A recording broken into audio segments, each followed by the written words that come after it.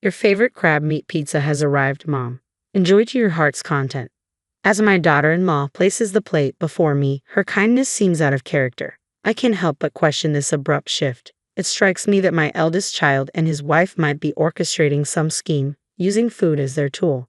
Their history of hostility and past attempts to deceive me weigh heavily on my mind.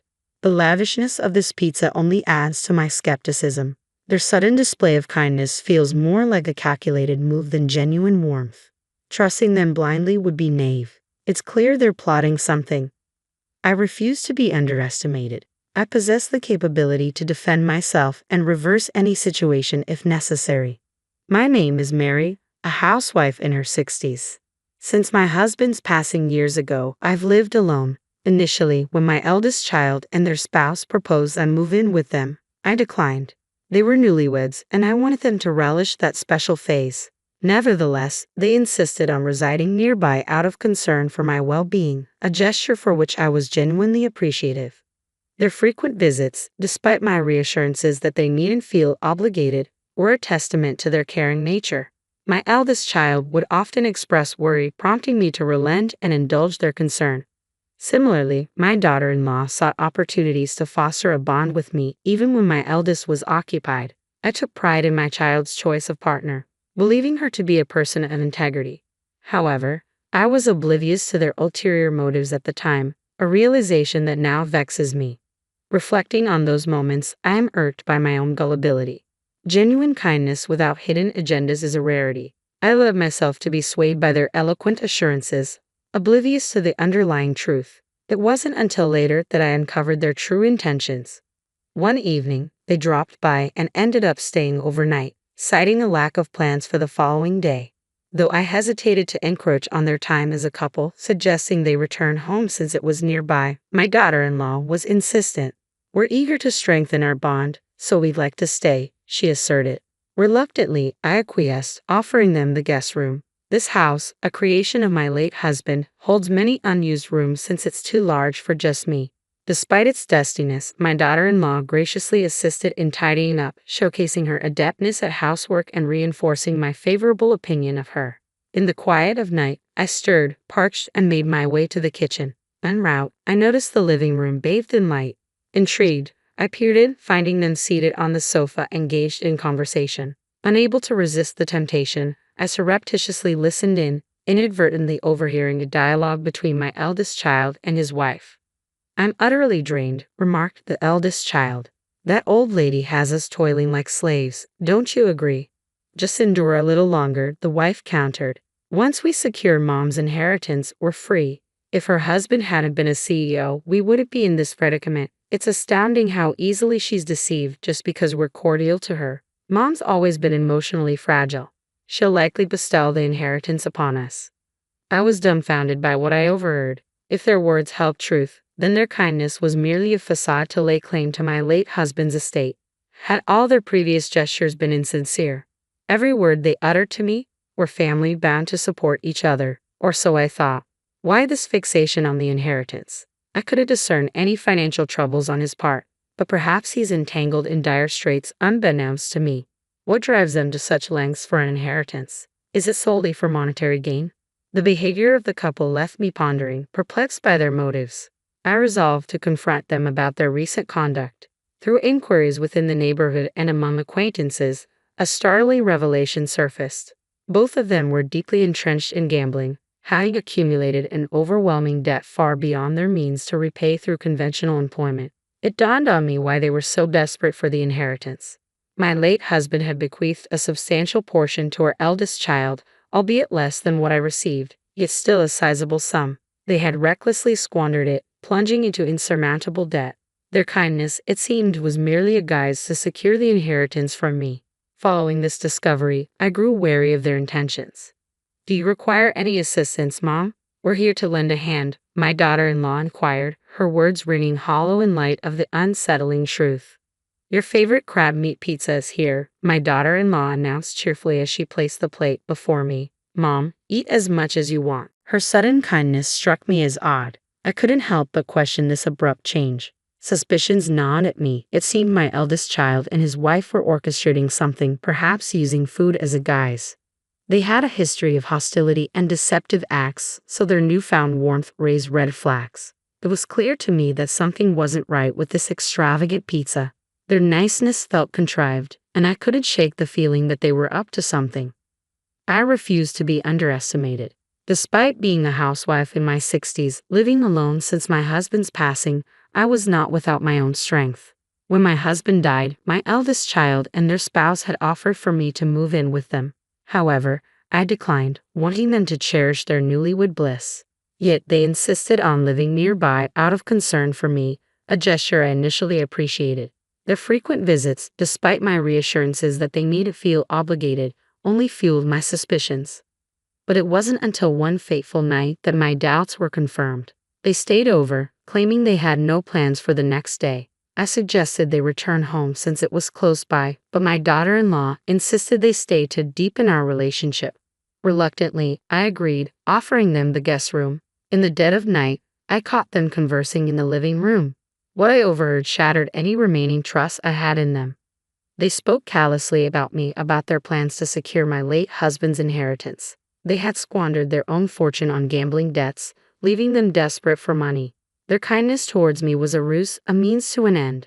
From that moment on, I kept my guard up. When my daughter-in-law extended hollow offers of help, I politely declined, wary of their true intentions. Their subsequent attempt to confront me about a supposed new love interest only reinforced my skepticism. Their concern was a thinly veiled attempt to maintain control over my finances, and I refused to be manipulated any longer. I could see right through her facade. It was clear she was only concerned about protecting her inheritance. Yet my daughter-in-law continued to play the role of the caring daughter-in-law, never revealing her true intentions. That's acceptable for now, I thought. The true nature of my eldest child and their spouse will be revealed in due time. All witness their true selves when the moment is right. And that moment arrived sooner than anticipated. "Happy birthday, Mom," exclaimed my eldest child, presenting me with a bag from a fancy pizza establishment. Inside were an array of pizzas, including my beloved crab meat pizza. "Thank you, but let me handle these," I insisted, prepared to start plating them. "No, Mom, today's your day. Sit back and relax. I'll take care of it," declared my daughter-in-law. She whisked the bag away to the kitchen. My eldest child followed suit, offering assistance. Despite their seemingly genuine efforts to celebrate my birthday, I remained wary. Something was amiss. As I contemplated their motives, they returned with plates in hand. Before me sat a steaming slice of crab meat pizza. "Here's your favorite, Mom. Enjoy," my eldest child affirmed, echoing their spouse's sentiments. To an outsider, it might have seemed like a joyous birthday celebration, but I knew better. There had to be something sinister lurking on that plate. I refused to be fooled. Their excessive kindness raised suspicions that couldn't be ignored. With my husband no longer by my side, I understood the importance of protecting myself. I vowed never to place my trust in them again. They would soon rue the day they attempted to deceive me. "Well, it certainly appears appetizing, but my tastes have evolved recently. I find myself drawn to the foie gras on your plate," I remarked, reaching for my eldest child's dish. They tried to intervene, but I feigned ignorance, questioning, "Is there a problem? You know, I've developed a newfound appreciation for foie gras. And if memory serves, you used to enjoy crab meat too, didn't you?" I suggested we share both dishes, observing the sudden pallor that washed over my eldest child's face. It was evident that they had schemed to manipulate me by tampering with my favorite pizza. Their reluctance to indulge confirmed my suspicions. "But it looks so tantalizing. Won't you have a taste?" I prodded, watching as their facade crumbled under the weight of their deceit. With resolve, I reached for a slice of the crab meat pizza and offered it to my eldest child. Reluctantly, they took a bite, their expression tense as if anticipating the aftermath. Daughter-in-law glanced at them, her concern evident in the pallor of their face. "You seem a bit off color. Perhaps the pizza didn't agree with you, Mom," she suggested, her voice tinged with apprehension. "Considering how your husband is feeling, maybe it's best to call it a night and prepare something different," she added, her panic palpable.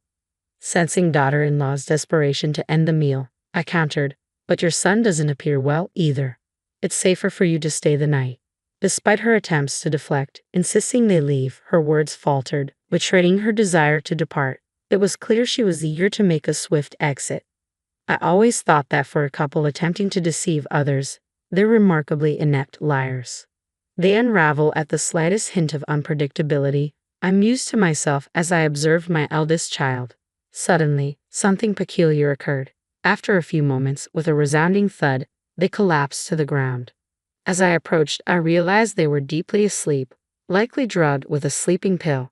Oh, couldn't keep your eyes open, could you? Must have been exhausted, I remarked, tilting my head in feigned innocence. Daughter-in-law's frustration boiled over. Enough.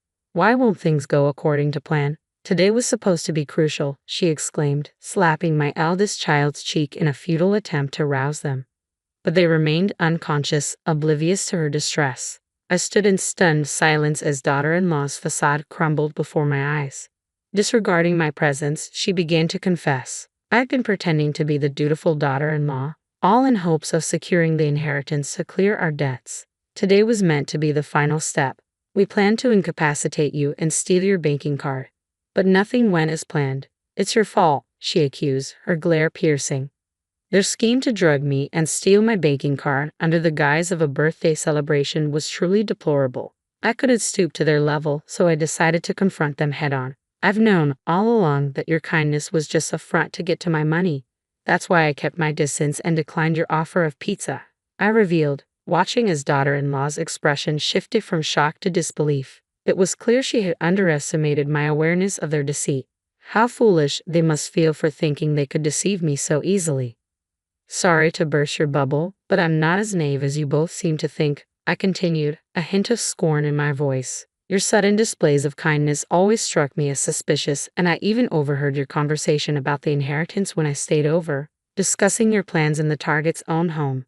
That's just plain foolish.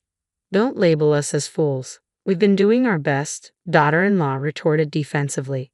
If this is your best effort, then it's no wonder you're drowning in debt, I countered sharply, watching as daughter-in-law's expression shifted with discomfort at the mention of the word debt. And you know about the debt too. How much do you know? It was evident that daughter-in-law hadn't anticipated my knowledge of their financial woes. Her anxiety was palpable at the mention of their debt. I did some digging and discovered the extent of your gambling debts. It was quite a shock to find out. You've managed to accumulate quite a substantial debt, I stated matter-of-factly, noting the growing pallor of daughter-in-law's face. She must have realized there was no escaping the truth. Mom, I'm truly sorry. Please forgive us. We're struggling to make ends meet. Can you lend us some money? We'll repay you, daughter-in-law pleaded earnestly, her once confident demeanor now replaced with desperation. Even in her distress, she continued to seek financial assistance. It was disheartening to realize that, to her, I was merely seen as a convenient source of support. I'm sorry, but I won't be giving you a single cent. I can't trust individuals like you to fulfill your promises, I responded firmly, refusing to yield to her pleas. You need to take responsibility for your actions. Daughter-in-law's demeanor shifted to one of resignation at my words.